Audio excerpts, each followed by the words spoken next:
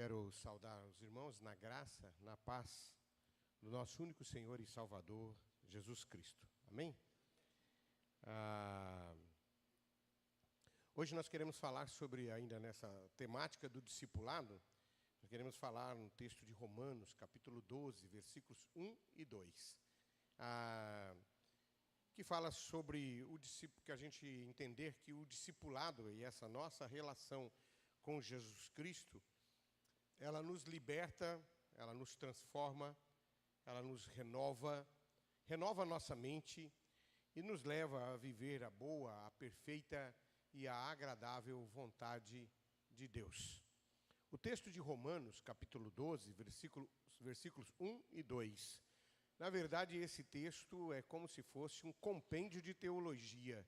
São 2 versículos que sintetiza de forma muito clara o evangelho pregado por Jesus por meio do apóstolo Paulo. Diz assim: rogo-vos, pois, irmãos, pelas misericórdias de Deus, que apresentais os vossos corpos como sacrifício vivo, santo e agradável a Deus, que é o vosso culto espiritual. E não vos conformeis com o presente século, mas sedes transformados pela renovação da vossa mente, para que podeis experimentar quais seja a boa, a perfeita e a agradável vontade de Deus. Quando nós oramos por uma pessoa, a pessoa enferma, uma situação grave, sempre usamos essa frase: que seja feita a vontade de Deus. Quando estamos diante de uma decisão a tomar, usamos: que seja feita a vontade de Deus. Na verdade, todos nós gostaríamos de encontrar a vontade de Deus. Todos nós gostaríamos de viver debaixo da vontade de Deus. Como seria bom que todos nós vivêssemos no centro da vontade de Deus. O centro da vontade de Deus é para nós, seres humanos, na sua integralidade, com a sua alma, o seu corpo, o seu espírito, semelhante ao ventre da mãe quando estamos sendo gerados. Lá não tem dificuldades, não tem fome, não tem choro, não tem medo. Estamos guardados e tudo que nós precisamos ali está disponível. O ventre da mãe pode ser comparado ao centro da vontade de Deus. O centro da vontade de Deus é um lugar confortável, agradável, bom de se estar, bom de viver. E aí todos nós tentamos encontrar esta tal vontade de Deus, pois acreditamos que ao achá-la, tudo será diferente nas nossas vidas, não é verdade? E aí, caso tenhamos identificado com que essa ideia da vontade de Deus, e que queremos viver a vontade de Deus, se você deseja viver essa vontade, então quero dizer, meu irmão e minha irmã, que essa palavra hoje ela é para você, ela é para mim. Para nós que queremos viver a vontade de Deus. Todos dizem que querem entender, que querem compreender a boa, a agradável, a perfeita vontade de Deus. Bastaria simplesmente a vontade, mas não é só a vontade, é a boa, a perfeita e a agradável vontade de Deus. Todos nós desejamos que essa vontade de Deus se manifeste boa, perfeita e agradavelmente esteja presente nas nossas vidas. Isso é algo comum para todos nós. Mas frequentemente, queridos irmãos e irmãs, nós achamos que a vida não está sendo assim tão boa. Achamos que ela não está assim tão agradável. E muitas vezes achamos que ela está longe de ser perfeita. Então, muitas vezes, isso ocorre porque nós acreditamos que o motivo da vida ser pouco agradável está nos problemas que nós enfrentamos. Ou seja, achamos que as questões externas fazem com que a nossa vida não seja boa, perfeita e agradável. Ou seja, que nós não vivamos essa plenitude da vontade de Deus nas nossas vidas. Por exemplo, problemas de saúde, problemas financeiros, problemas nos relacionamentos, problemas com família, e aí então logo nós pensamos, a vontade de Deus e essa plenitude de Deus é algo que eu desejo, mas que eu não estou vivendo. Eu gostaria de viver. Onde será que ela está? Por que eu não cheguei nela ainda? Por que eu ainda não a alcancei? por que de fato não estou vivendo essa plenitude da vontade de Deus? Por que os problemas nos fazem pensar que não estamos vivendo a vontade de Deus? Logo, nós pensamos que a vontade de Deus é totalmente incompatível com os nossos problemas.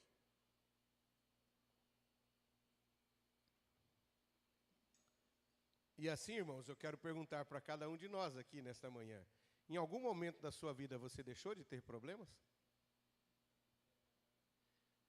Completando a pergunta, em algum momento da sua vida você vai deixar de ter problemas? Então nunca viveremos a vontade de Deus? Isso é um grande equívoco. Ou seja, então acreditamos que somente iremos viver a boa, perfeita e agradável vontade de Deus se os problemas desagradáveis sumirem da nossa frente? Ao contrário, a vida continuará então amarga e fora da vontade divina de Deus para nós. Eu quero dar para vocês a primeira grande notícia nessa manhã, irmãos e irmãs. Nenhum dos seus problemas e nenhum dos meus problemas pode nos impedir de viver e de experimentar a vontade de Deus.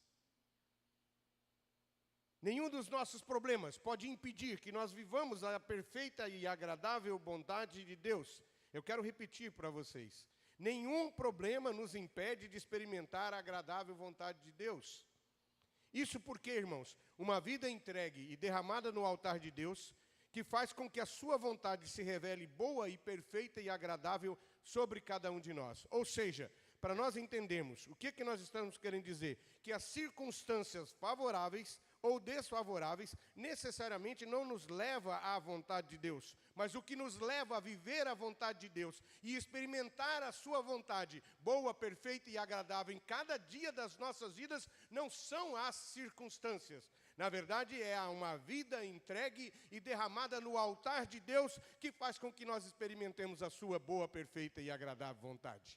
Porque a boa, perfeita e agradável vontade de Deus, ela está pronta e posta antes que o mundo se formasse, antes que nós existíssemos, antes que nada existisse, a boa, perfeita e agradável vontade de Deus já é um plano para a sua vida e para a minha vida.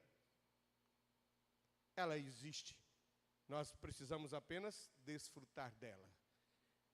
Nós precisamos apenas entrar nesse hemisfério dessa relação profunda de derramar-se na presença de Deus e experimentar essa perfeita e agradável vontade. A minha entrega a Deus e a dimensão da minha entrega a Deus e a profundidade da minha entrega a Deus é o que faz com que eu experimente a sua boa, perfeita e agradável vontade.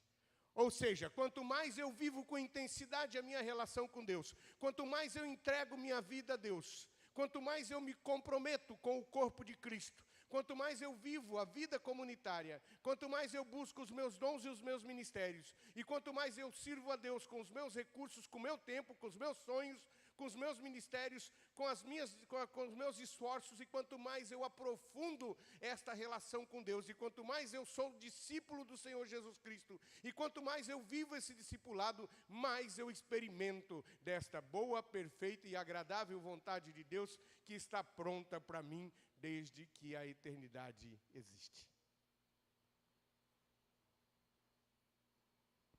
Uma experiência profunda. A minha entrega a Deus é que produz em mim algo bom, perfeito e agradável, e não o condicionamento das circunstâncias.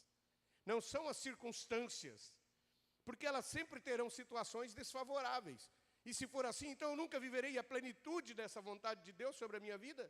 Então eu quero convidar, irmãos, que nós abandonemos a ideia de que as circunstâncias fazem com que nós não estejamos vivendo essa boa vontade, e que nós possamos, como os discípulos de Jesus Cristo, mergulhar nesta experiência profunda de saborear a vontade de Deus em cada decisão, em cada situação das nossas vidas. Que como discípulos e discípulas de Jesus Cristo, nós possamos então decidir que nós somos pais, mas que antes somos discípulos de Jesus. Que somos mães, mas que antes somos discípulos de Jesus. Que somos filhos, mas que antes somos discípulos de Jesus. Que somos advogados, médicos, engenheiros, farmacêuticos, enfermeiros, profissionais liberais, empreendedores, mas antes somos discípulos de Jesus. Que somos esposos, esposas, mas antes, discípulos de Jesus. E na condição do discípulo de Jesus, nós passamos a experimentar esta vida de entrega plena ao nosso Deus, e aí sim, experimentamos a boa, perfeita e agradável vontade de Deus em qualquer circunstância, em qualquer situação. Certa vez, lendo um livro do reverendo Caio Fábio de Araújo Filho, fazendo uma interpretação do Abacuque, capítulo 3, versículo 3 a 17, aliás, um texto 3:17, um texto maravilhoso, que diz: ainda que a figueira não floresça, que a vide não dê o seu fruto, que a oliveira minta, ainda que os montes, ainda que não haja gado no curral, que as ovelhas da malhada sejam arrebatadas, que a oliveira não produza o seu fruto, ainda que os montes se lancem ao mar, todavia eu me alegrarei no Senhor e confiarei no Deus da minha salvação, porque Ele é a minha força. O texto de Abacuque estava dizendo de um sofrimento profundo que o povo de Israel estava vivendo, uma angústia muito grande, e depois de toda essa angústia, ele achar que Deus tinha abandonado o seu povo, achar que Deus tinha esquecido deles, né? Como: Deus, onde é que o Senhor está? O Senhor nos abandonou, o Senhor nos deixou, o Senhor esqueceu de nós. E aí no final do texto ele diz: ainda que a figueira não floresça, que a oliveira minta, que não haja... Ele fala: todas essas coisas aconteçam, ou seja, se tudo desandar na minha vida, se nada der certo, se todas as áreas da minha vida eu estiver passando por dificuldade, eu confiarei no Senhor e alegrarei no Senhor, no meu Deus, porque Ele é a minha força. E aí o reverendo Caio Fábio interpretou esse texto dizendo que Abacuque aprendeu a servir a Deus por nada e descobriu que isso era tudo. Aprendeu a servir a Deus por nada e descobriu que isso é tudo. E aí no texto de Romanos 12, a questão que está no mundo externo não pode influenciar as nossas concepções e a nossa relação com Deus, mas sim o que está dentro de nós. É esta forma e na intensidade que eu me relaciono com Deus, que a minha comunhão com Deus determina se eu vivo a sua vontade ou não. E aí eu faço-lhe a pergunta: você está vivendo a vontade de Deus? Está experimentando a vontade de Deus? Está gozando da boa, perfeita e agradável vontade de Deus? Vamos nos tornar discípulos de Jesus Cristo e experimentar nas nossas vidas esta experiência maravilhosa. E aí quando vai para o texto de Romanos, no capítulo 1, o versículo 1 e 2, e aí agora a gente vai fazer uma leitura de cada uma destas partes desses versículos, porque ela é simplesmente maravilhosa, e diz assim: é por isso, irmãos, que o texto de Romanos 12, que nós estamos falando sobre ele, fala de um entregar-se a Deus que nos leva a um lugar de plenitude, que nos leva a um lugar de gozo, que nos leva a um lugar de alegria, que nos leva a um lugar de uma intensidade da nossa relação com Deus, que faz com que a nossa vontade, faz com que essa vontade boa e agradável e perfeita vontade de Deus se manifeste em nós. Deseja realmente viver esta vontade agradável de Deus? Se sim, queridos irmãos e irmãs, vamos conhecer um pouco mais sobre ela e vamos experimentar esta vontade nas nossas vidas. A carta de Romanos, os 11 capítulos anteriores, ela fala sobre a ação salvadora, fala sobre o amor de Deus, fala sobre a salvação, fala sobre a misericórdia, fala sobre a oferta de Deus por nós, fala da morte de Cristo na cruz do Calvário. O capítulo 1 até o capítulo 11 fala sobre isso, fala sobre Jesus Cristo que morreu na cruz do Calvário, Jesus Cristo que entregou sua vida por nós, fala das misericórdias de Deus, fala da bondade de Deus, fala da benevolência de Deus, fala do amor de Deus, fala da misericórdia de Deus, do 1 até o 11. E aí quando chega então no capítulo 12, né, o verbo aqui que é paracaléu, né, que diz: eu rogo-vos, né, é como se ele estivesse expressando, ele diz assim: rogo-vos, irmãos, é como se ele estivesse dizendo assim: prestem atenção, olhem para mim. É como se Paulo estivesse dizendo: rogo-vos, irmãos, eu chamo vocês à atenção, por favor, prestem atenção no que eu vou falar. Aí o apóstolo Paulo inicia como se fosse um grito, como se fosse algo que vem da alma, de dentro, do espírito. E ele disse: o que eu vou dizer é tão importante que vocês precisarão dormir, acordar e andar com ele. O que eu tenho a dizer precisará fazer parte da vida de vocês. Por isso que ele está dizendo o verbo paracaléu, ou seja, rogo-vos, irmãos, prestem atenção. E aí daqui para frente, irmãos e irmãs, não bastará apenas, não preencherá o requisito de Deus, simplesmente uma resposta através de palavras, mas de um andar com Deus. E aí ele vai dizer o seguinte: rogo-vos, pois, irmãos, que pela misericórdia de Deus, que vocês apresentem os vossos corpos como sacrifício vivo, santo e agradável a Deus. E ele vai dizer, rogo-vos pelas misericórdias. O que ele está dizendo? Ele está dizendo, eu rogo-vos, irmãos, por aquilo que Deus já fez por vocês, por aquilo que Ele já fez, pela oferta que Ele fez, pela misericórdia dEle. Não é pelo que Ele vai fazer, mas pelo que Ele já fez. Eu rogo-vos, irmãos, que vocês entreguem os vossos corpos como sacrifício vivo, santo e agradável a Deus. E corpo aqui tem um sentido interessante, porque corpo aqui no grego a palavra é sômata, que significa ser integral, na sua totalidade. Não é simplesmente uma parte da minha vida, não é só a minha alma, não é só o meu espírito, mas é todo o meu ser, minha alma, meu espírito, meu corpo, meus sonhos, a minha história, os meus recursos, tudo que eu sou, tudo que eu fui e tudo que eu serei. Rogo-vos, irmãos, que as vossas vidas sejam colocadas no altar de Deus em resposta ao que Ele já fez por vocês. Rogo-vos, irmãos, que o Senhor Jesus Cristo, que entregou a vida para vocês da cruz do Calvário, que deixou o céu, que sofreu, que foi cuspido, que passou vergonha, que foi ferido, que foi açoitado, que foi erguido em uma cruz, jogo que o Filho de Deus que fez isso por vocês, porque Ele vos amou de uma forma extraordinária e maravilhosa, Ele diz, rogo-vos, irmãos, que vocês entreguem as suas vidas inteiras a Deus. Não é uma parte delas. Não é alguma coisa. É a vida inteira, porque, irmãos, para Deus, ou nós entregamos a vida inteira ou nós não entregamos nada, porque para Deus não há como ser meio termo, não há como ser mais ou menos discípulo, não há como ser meio discípulo, ou nós vivemos para Jesus Cristo ou nós vivemos para nós mesmos, ou Deus é o nosso Senhor, ou o Senhor das nossas vidas é o nosso próprio ventre, os nossos próprios interesses, os nossos próprios sonhos, os quesitos das nossas próprias realizações. E Ele está dizendo, rogo-vos, irmãos, que vocês entreguem toda a sua vida a Deus. Essa é a condição para experimentar a boa, a perfeita e a agradável vontade de Deus. Ele está dizendo, rogo-vos, irmãos, para que vocês saiam deste mundo, para que vocês não continuem apaixonados por este mundo, para que vocês abram mãos das coisas que lhe cativam neste mundo, porque eu tenho para vocês uma proposta infinitamente maior. O que eu tenho para vocês, olho nenhum viu, ouvido nenhum ouviu, mente nenhuma jamais calculou. Por isso, não vivam apenas aquilo que vocês veem. Não vivam apenas aquilo que vocês ouvem. Não vivam apenas aquilo que vocês acham que é a vida. Porque o melhor de Deus ainda está guardado. Nós precisamos desfrutar e experimentar isto. E aí ele continua, o apóstolo Paulo, dizendo, olha, pelas misericórdias de Deus, eu rogo que vocês apresentem os vossos corpos em sacrifício. Agora, que tipo de sacrifício? Sacrifício vivo. Por quê? Porque no Antigo Testamento era sacrifício de animais mortos.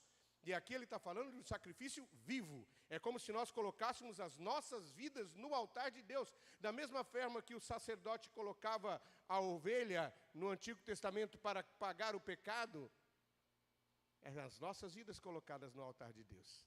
E aí nesse texto, nesse sentido, eu me lembro de uma coisa interessante. Há uma história verídica de um missionário indiano que estava pregando na Índia, as pessoas decidiram por Jesus Cristo, e ele disse assim, olha, venha até a frente e coloque aqui, neste cesto, aquilo que é mais importante, aquilo que você tem condições de ofertar a Deus. A coisa mais importante da sua vida, o que mais tem significado, venha e se coloque aqui dentro desse cesto, aqui à frente. E quando todos fecharam os olhos e estavam orando para que as pessoas fizessem essa manifestação, a hora que todos abriram os olhos, tinha um indiano dentro do cesto. Você está dentro do cesto?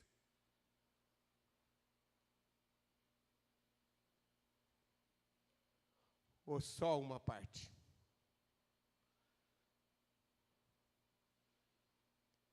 Queridos irmãos, é uma coisa incrível, né? o que Deus faz por nós todos os dias e nós ainda duvidamos. As coisas maravilhosas que Deus faz sobre as nossas vidas e nós ainda ficamos ansiosos e preocupados se Ele vai fazer de novo.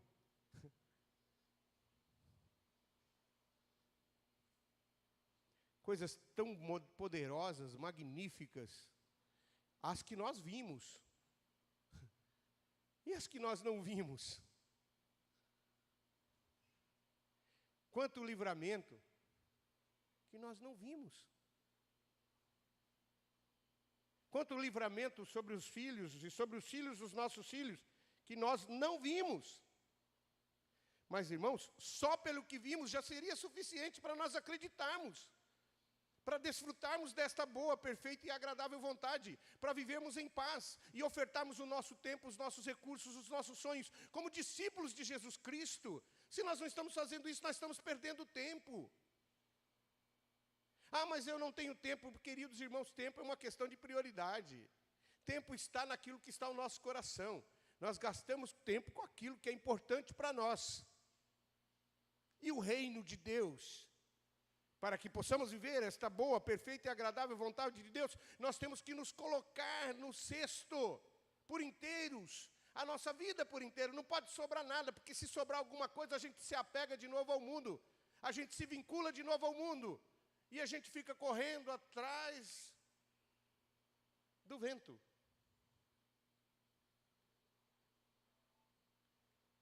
Quando eu era menino, eu tinha uma cachorrinha pequenininha, e ela tinha um negócio incrível, numa velocidade absurda, que ela tentava morder o próprio rabo.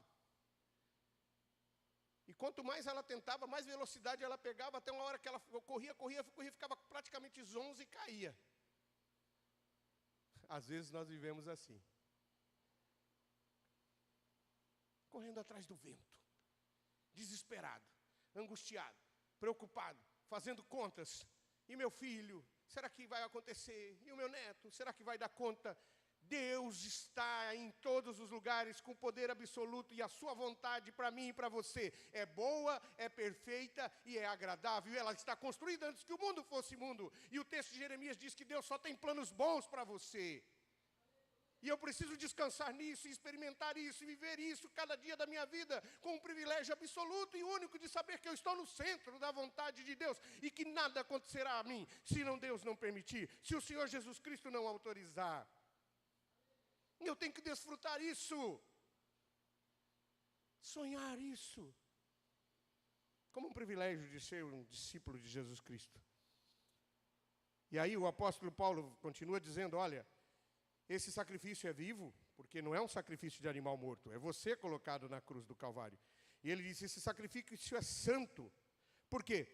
Por que ele é santo? Porque é de alguém que foi santificado, que foi purificado, que foi tratado, de alguém que foi salvo por Jesus Cristo.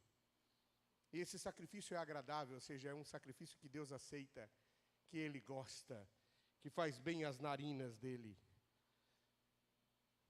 Um sacrifício agradável ao coração de Deus. Deus tem prazer quando nós ofertamos as nossas vidas em plenitude a Ele. Há um prazer, há uma alegria no coração de Deus. E como que nós fazemos isso?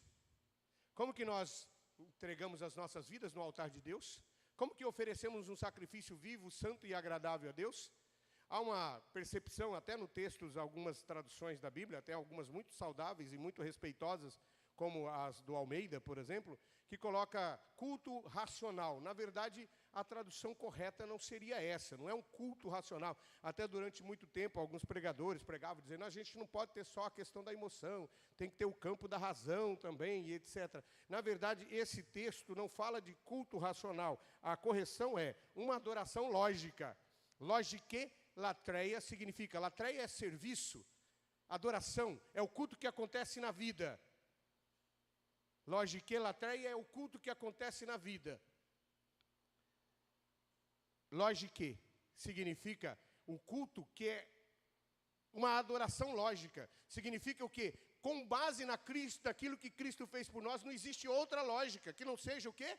Eu devolver tudo aquilo que Ele ofereceu. Ou seja, não há outra lógica, não há outra forma de pensar isso.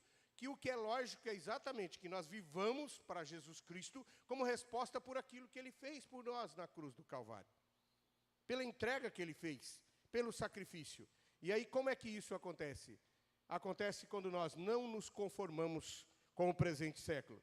E diz assim, quando nós somos transformados, quando nós não nos conformamos, e a palavra aqui, sede transformado, significa metamorfose, que significa quando nós mudamos, quando nós transformamos, quando nós temos uma forma de pensar e passamos a ter uma outra forma de pensar.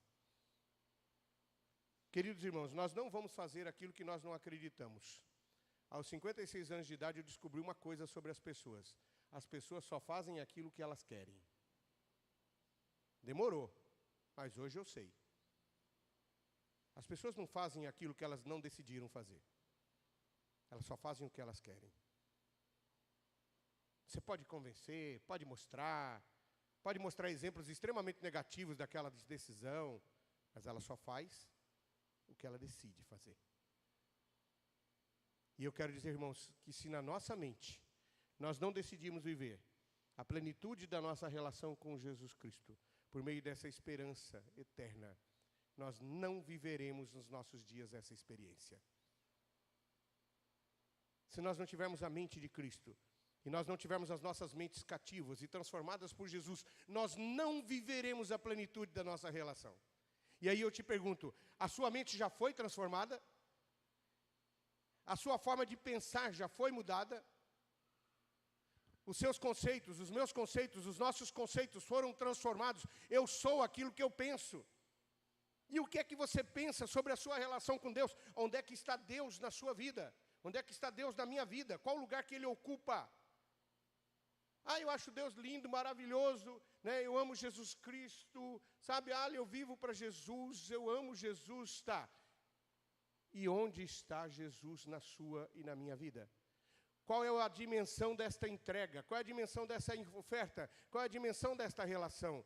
Eu amo aquilo que eu gasto tempo, eu amo aquilo que eu sonho, eu amo aquilo que... a gente se lembra, né? Nos momentos de início dos relacionamentos, né? A paixão, quando chega perto o coração palpita, falta de ar, né? Dá um frio na barriga. Você sente isso por Jesus? Pelo reino de Deus? Por exemplo, eu não consigo entender como que um cristão, um filho de Deus, que entregue a sua vida a Jesus Cristo, deixa de participar da ceia por uma mera decisão de assumir qualquer outra responsabilidade no dia da ceia. O culto eu já nem vou falar, mas vamos falar da ceia. Eu não consigo entender. Eu acho que ela ainda não entendeu o que significa o corpo de Cristo. Ela não entendeu, ela não entendeu o que significa o corpo de Cristo. Ela não entendeu o que significa que esse Senhor fez por mim na cruz do Calvário. Ela não entendeu que este cálice significa o sangue de Jesus Cristo derramado na cruz do Calvário. E ela não entendeu que nós fomos formados como comunidade, corpo de Cristo, para que nós estivéssemos juntos e fortalecidos para conseguirmos pregar para as pessoas que este cálice significa o sangue do Filho de Deus derramado na cruz do Calvário. Eu não perco por nada. Por nada. Agora, pastor, eu estou trabalhando, pastor, eu tenho alguém enfermo, pastor, eu tenho alguma demanda. Ok. Cada um sabe. Mas o que nós precisamos entender? O que significa o corpo de Cristo na minha vida? Qual é o lugar do corpo de Cristo? Como discípulo, qual é o lugar do pertencimento a esse corpo como instrumento para eu me edificar e para eu edificar os meus irmãos para que cumpramos a nossa tarefa como servos e servas de Jesus Cristo?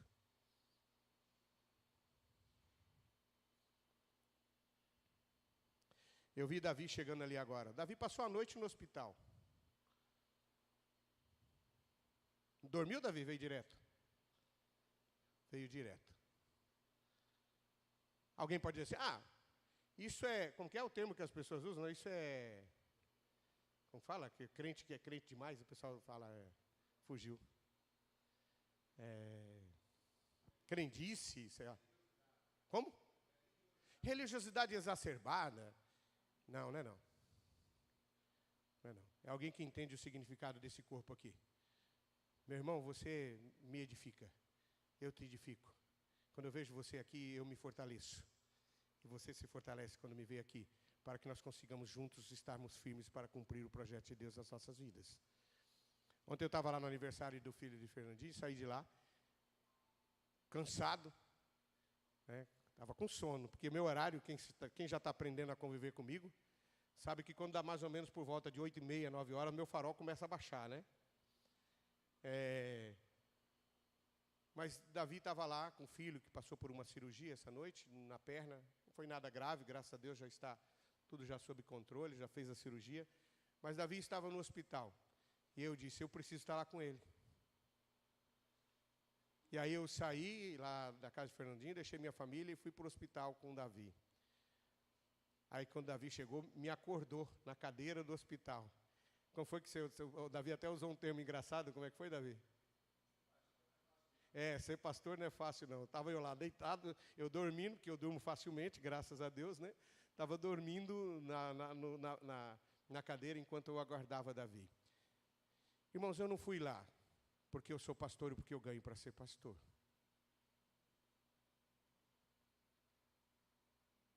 Eu fui lá porque eu amo Davi em Jesus. E porque eu sei que ele saberia que eu estaria lá. Aí eu pergunto, por que só eu tenho que sentir isso?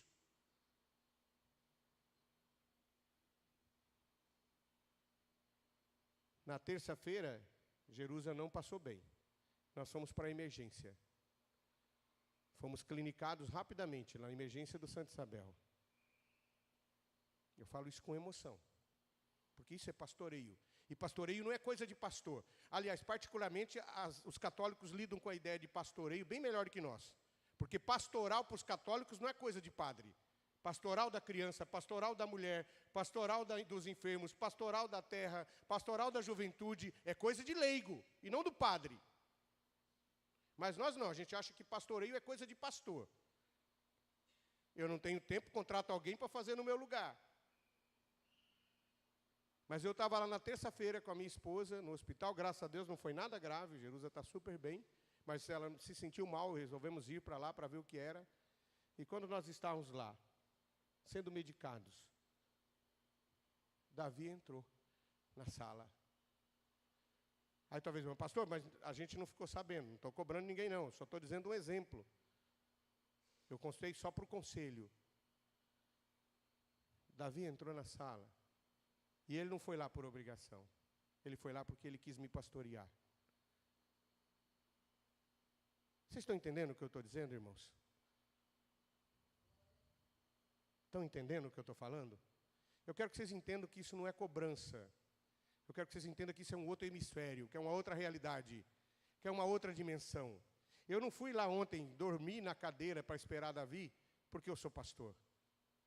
Eu fui lá porque eu amo em Cristo. É isso que nós precisamos entender. É uma outra realidade, não é, Germano? É uma outra dimensão.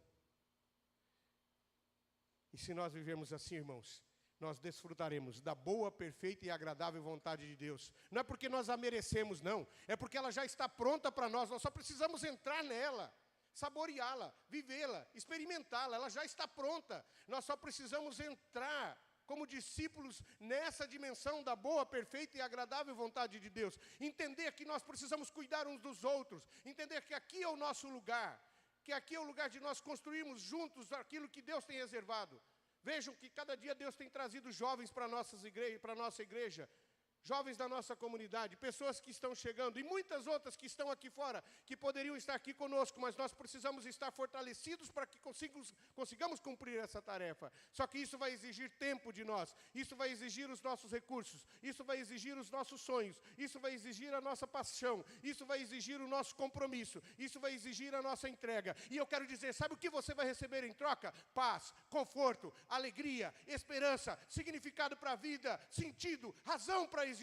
Sabe o que você vai receber de volta? Sabe aquela tristeza que atormenta o seu coração? Ela vai embora. Sabe por quê? Porque você vai viver a dor do outro como se fosse sua, e a sua dor vai diminuir, porque o Senhor Jesus Cristo vai colocar o consolo no seu coração, e esperança e sentido para a sua existência. É para isso que nós somos chamados. Essa é a boa, perfeita e agradável vontade de Deus. Para isso que nós somos desafiados, convocados. E aí, para nós concluirmos, diz assim: somos transformados pelo Espírito Santo, mas todos nós, com o rosto descoberto, refletindo como espelho a glória do Senhor, somos transformados de glória em glória, na mesma imagem, como pelo Espírito do Senhor. Queridos irmãos e irmãs, que nós possamos experimentar a boa, a perfeita e a agradável vontade de Deus. Que possamos transformar as nossas mentes e sermos renovados pelo Espírito Santo de Deus, para que possamos viver o projeto de Deus para as nossas vidas. E eu quero dizer que o que Deus dá para uma determinada igreja, um determinado chamado, num determinado tempo, Ele não dá para nenhuma outra. E eu quero dizer que o que Ele está oferecendo para nós nesse tempo não oferecerá para nenhuma outra igreja fazer o que nós temos que fazer. E o que Ele tem preparado para aqueles que acreditarem nisso é a boa, a perfeita e a intocável e agradável vontade de Deus. Vamos viver esta experiência, vamos desfrutar desta graça, vamos cada dia saborear esta oportunidade de podermos cada dia viver com intensidade o projeto de Deus aqui, neste lugar. Que Deus te abençoe, que Deus nos abençoe e que nós possamos desfrutar da boa, da perfeita e da agradável vontade de Deus, que já está prevista para mim e para você, antes de que o mundo existisse. Que Deus nos abençoe. Amém. Queridos irmãos e irmãs, estamos chegando ao final do nosso culto de adoração ao nosso Deus. Alguns avisos, né? Nós já estamos, eu mandei para vocês aí no grupo, e mandei para aqueles que não estão no grupo ainda, que são novos, algumas importantes informações, né? Uma delas é sobre a questão do nosso próximo final, do nosso planejamento do trimestre, não estamos nem chamando do semestre, mas do trimestre. Eu mandei para vocês as programações, os setores já estavam a par, temos várias programações para o mês de outubro, deem uma olhada lá, prestem atenção, para vocês poderem desfrutar destas programações. Lembrando o nosso retiro, se você ainda não se inscreveu, se inscreva, aproveite, né? Certamente será uma bênção para as nossas vidas. Eu estou dizendo que vai ser uma virada de chave, as programações estão ficando muito boas, né? E como fica aqui muito perto, né, de Salvador, né, dá para você ir e voltar para casa, se for o caso, se você não puder ir todos os dias. Depois nós vamos dizer quais serão os valores por diárias, né? Vamos informar vocês.